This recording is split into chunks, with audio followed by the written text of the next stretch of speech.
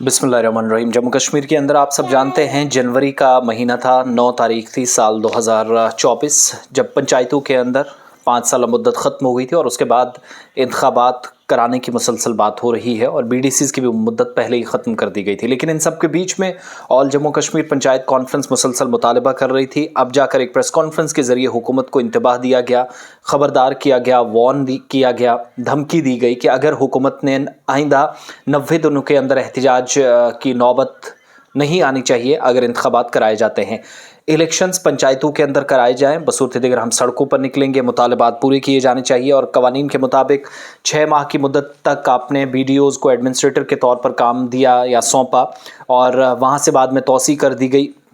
11 जनवरी तक एक्सपेक्ट किया जा रहा था कि 1 साल के अंदर ही चुनाव होंगे, असेंबली बीच में आए, फिर इंतज़ार किया गया, असेंबली भी ख़त्म हो गए, उसके बाद मौसम ने भी साथ दिया, सिक्योरिटी पर्सपेक्टिव से चीज़ें ठीक थी, तो कहा गया कि जल्द से इंतखाबात कराएं। लेकिन इन सब के बीच में ऑल जम्मू कश्मीर पंचायत कॉन्फ्रेंस ने जम्मू कश्मीर सरकार से 90 दिनों के अंदर मुतालबा किया कि इंतखाबात करवाएं और दूसरी सूरत में एहतजाज की धमकी दी। अनिल शर्मा जम्मू के अंदर जो कॉन्फ्रेंस के सदर भी, उन्होंने प्रेस कॉन्फ्रेंस की और कहा कि गैर फ़ाल पंचायतें इस वक्त किसी भी तरीके से तरक्की की ज़ामिन होने की जब बात करते हैं तो फिर कैसे काम चलेगा।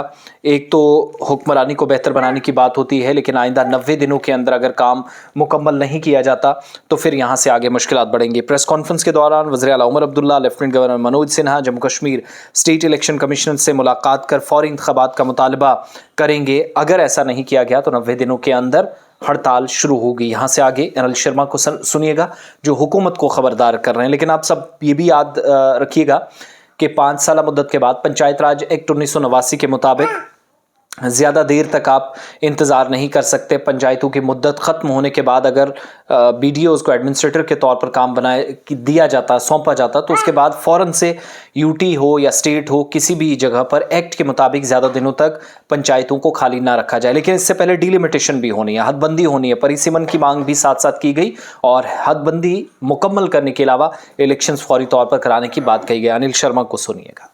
नहीं होता है और अब आज तारीख 11 है, ऑर्डर होना था, अभी तक हुआ नहीं।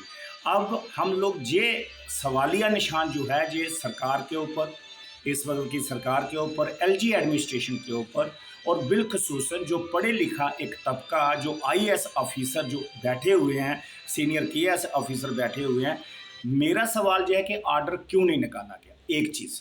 दूसरी चीज़ कि 3 महीने के अंदर अंदर, 90 दिन के अंदर अंदर बतौर प्रेसिडेंट ऑल जम्मू कश्मीर पंचायत का हम लोग वार्न करते हैं एलजी एडमिनिस्ट्रेशन को और साथ ही साथ इस वक्त चुनी हुई सरकार को कि 90 दिन के अंदर पंचायती राज इंस्टीट्यूशन के नुमाइंदे जो हैं वो दोबारा से इलेक्शन करवाई जाए और चुने हुए नुमाइंदे लोगों को दिए जाए। दूसरी बात कि डिलिमिटेशन पंचायतों के अंदर करवाई जाए। बहुत बड़ा एक मुद्दा इस वक्त जम्मू कश्मीर के अंदर बना हुआ है। कुछ पंचायतों के अंदर वोटर जो हैं वो 4-4 हज़ार, 3500, 3,000 के करीबी हैं और हमारा एक्ट ये कहता है कि इतने वोटर नहीं होने चाहिए। फिर भी हम कहते हैं कि जो भी पंचायत, जिस पंचायत में 2500 से ज़्यादा, 2500 से ज़्यादा वोटर हैं, मतलब 2505 वोटर भी हैं, उनकी 2 पंचायतें जो है वो बनाई जाए। तो ये हमारी गुजारिश है। और दूसरा, ट्रांसपोर्टेशन और माइग्रेशन जितनी भी है वोटर्स की वो फौरी तौर पे करवाई जाए।